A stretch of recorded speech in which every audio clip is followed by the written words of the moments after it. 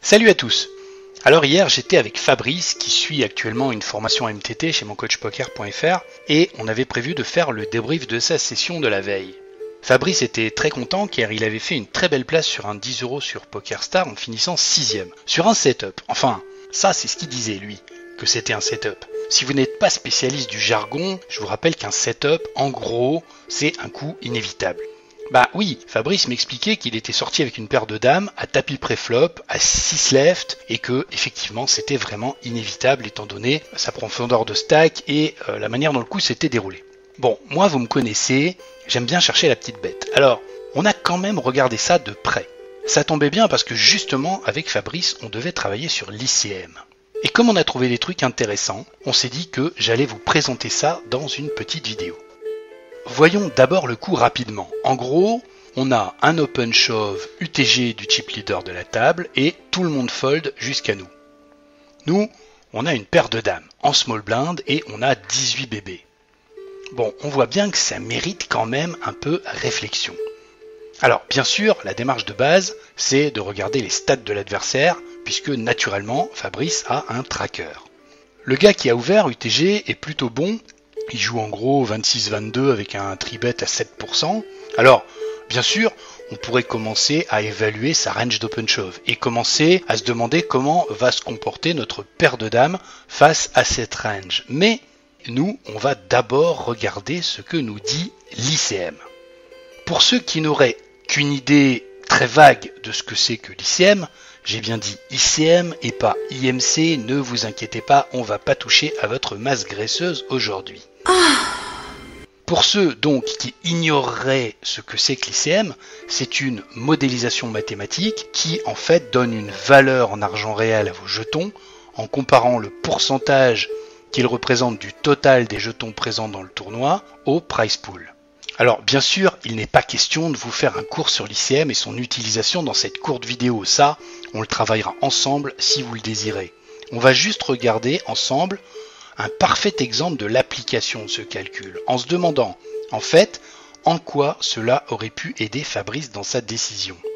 Alors regardons d'abord le payout. Bon, j'avoue, j'ai enlevé les centimes, on va quand même pas chipoter. Le premier gagnera 456 €, le deuxième 334, le troisième 252, le quatrième 189, le cinquième 129 et le sixième 99 €. Regardons maintenant les stacks. Le chip leader, celui qui vient d'open shove UTG, a 656 000. Puis, on a un joueur à 471 159, un autre à 546 358, un autre joueur à 220 408, notre héros Fabrice qui est en small blind à 366 000 et la grosse blinde 362 377. Et les blindes sont à 10 000, 20 000. Alors nous allons d'abord rentrer toutes ces informations dans un calculateur ICM.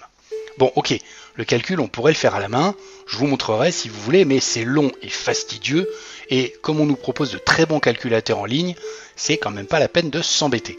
On rentre donc toutes les données, c'est-à-dire le montant des stacks, le payout, voilà, comme ça.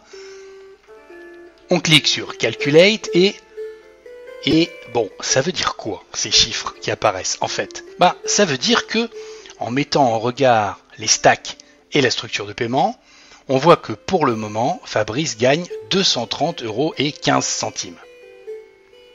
Ce montant, c'est en quelque sorte la valeur en euros de son stack. Alors, même avant de penser en termes de range adverse, regardons quel est, disons, le risk-reward. Qu'est-ce qu'on risque dans cette histoire et pour quel gain potentiel? Si on paye le tapis et qu'on perd, je ne m'occupe pas pour le moment du pourcentage des cas dans lequel cela arrivera, on saute du tournoi à la 6e place et on gagne donc 99 €. Ça, on n'a pas besoin de faire de calcul. On peut donc considérer que cela représente une perte nette de 230,15 €, c'est-à-dire ce que nous gagnons pour l'instant, moins 99 € égale 131,15 €. Payer et perdre nous coûte donc 131,15 €. Si je paye et que je gagne maintenant, j'aurais doublé, j'aurais pris en plus les 20K de la grosse blinde, j'aurai donc 752 000. Le chip leader n'aura plus que 290 000 et la big blind aura perdu 20 000, ce qui nous donne une nouvelle équité de 304,33 €. Donc, gagner me rapporte 304,33 € moins 230,15 € égale 74,18 €. En gros, on peut donc dire ça.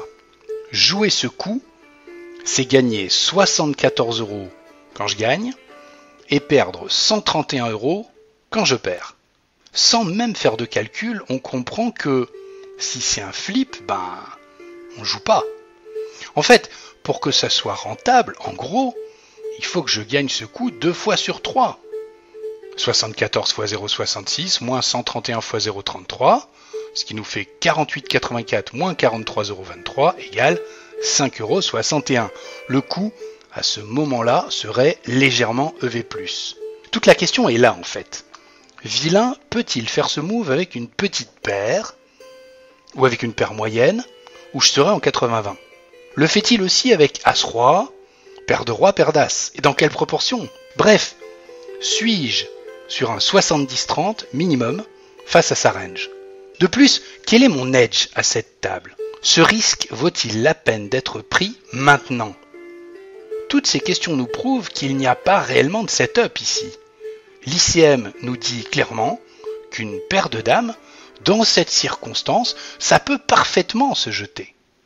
Nous n'allons pas pousser l'analyse dans cette courte vidéo, comme nous avons pu le faire en revue de session avec Fabrice, bien sûr, mais le but était de vous montrer à quoi peut servir un calcul d'ICM et comment on s'y prend pour l'envisager. J'espère que ça vous servira et si vous voulez aller plus loin, contactez moncoachpoker.fr par téléphone, par mail.